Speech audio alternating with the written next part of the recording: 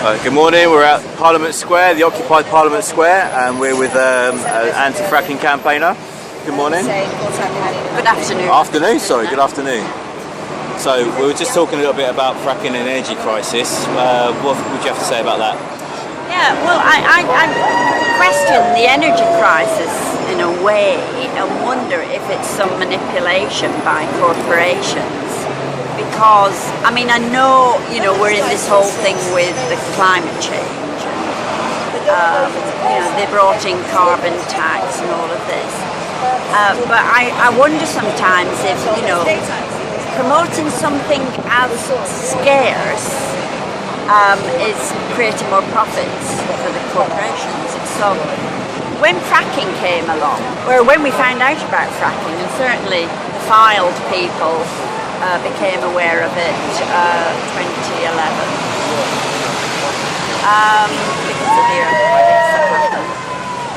And I live in East Lancashire, but the more I heard about fracking, the more concerned I was as to the effects, because there were talks being given around the country before the further sites were approached. They'd already applied for exploration. Garden moss was the next thing to come on board. 07597.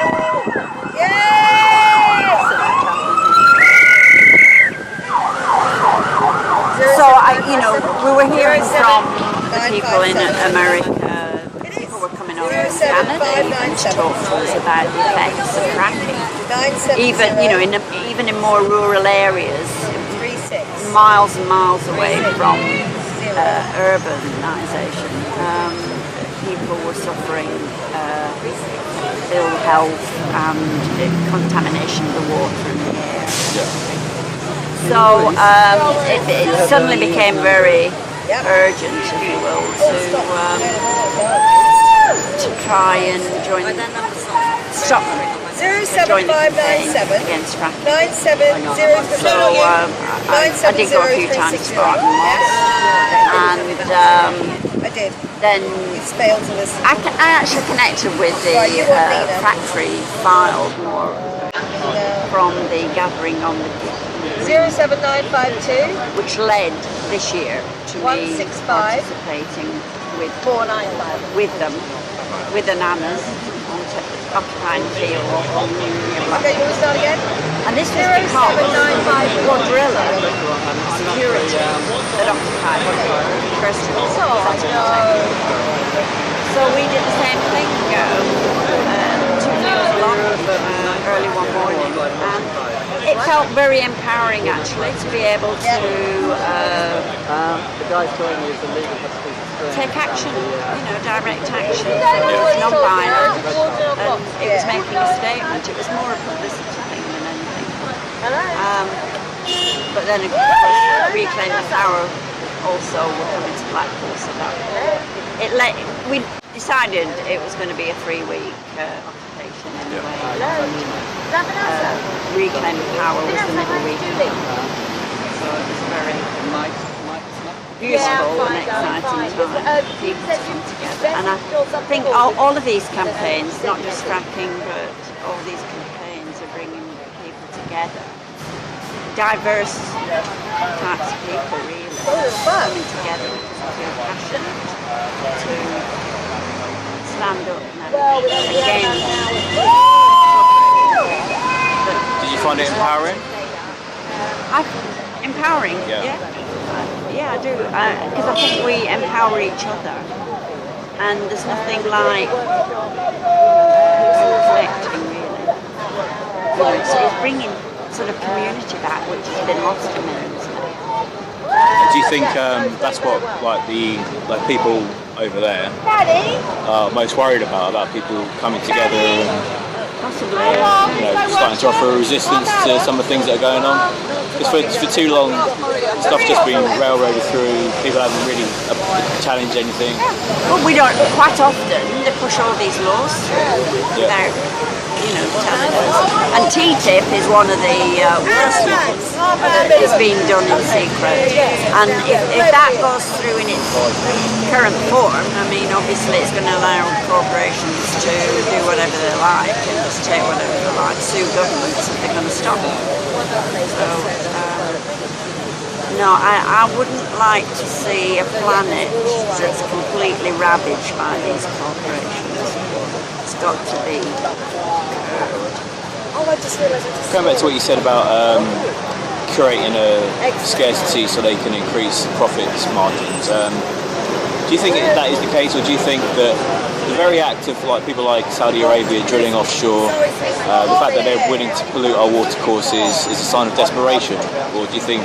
Well, I think we must stop fossil fuel extraction completely, conventional and unconventional, because of the change that's happening on the planet now, and it's going to get more severe. So I think we must go for greener alternatives, and also cut back on our usage, because it's ridiculous. I mean, in London last night, all the lights are on all night, such a waste. There was a good documentary maybe 3 or 4 years ago now with Professor Brian Cox. It was called Can We Build a Star? And it was about how we are going to power future generations. And there's a guy from Australia who worked out how many kilowatts every individual would need across the world to have an equal share of the energy. And I think he said everyone would need to have something like 6 kilowatts, but the average person uses something like 19. And that's a huge cut down in our energy usage per person, so that everyone on the planet has an average of 6. But it's doable. But one of the things about renewable energy is they always talk about them in isolation. They always say that wind farms can't power the UK, solar couldn't power the UK, but they never talk about using them in harnessed together in unison. And I mean, we could develop wind, as well as wind, tidal power and tidal. I mean, it's just so crazy. I'm sure we have the technology, it's just the willpower is not there with the corporate vested interests. They don't want to move from fossil fuels. And let's face it, it isn't sustainable. I mean, I remember even in the late 90s, I'm a Quaker as well, and they were talking then about our sustainable footprint. It would take a few planets at the rate that we're consuming now to carry on the way. I think they haven't managed to sell it to people that they could charge for something that gets free. Well, this is it. They don't want free energy. And that's, I think if they can manage to convince us to pay for that, then they might look to go down that road. But until then, we're going to have to stick with the fossil fuels. I mean, I feel it's really time to change from this green mindset,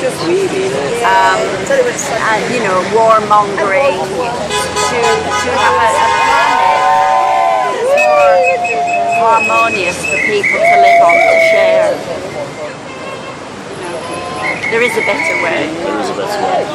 And you're going to be speaking shortly? Yes, I believe so. Yeah. The workshop. Doing a little workshop on what's the theme going to be today? Do you know? Well, it's about taking back our communities, I think, to oppose things like that. How are you? I brought you some So how we can connect as a community to reclaim the power. Yeah. This is for you. Have you got anything else you'd like to add? Although I do engage with that as a Lancashire. I just feel this whole movement that is growing is so alive. It's bringing life back into. The issue is that people are saying, well, I want to change the police. I think it's something that can be quite contagious. That people will open up to I would see suggest that we can if all they do it off-site work policing, together policing, and empower each in their own other. communities. And I think the politicians are I'm not saying going they're to either change and move with the new paradigm. I actually think it is. Otherwise, yeah, they're the fossil fuel. They're the fossils. Can we change that place, Anyway, then, or do we need to change? continue handing them around. I think it has to come from within. Then when you see someone who Change. knows something, We don't get the truth in the media, I don't believe, because that is also corporate control, and it's more propaganda than truth, I would say. It's what they want us to do.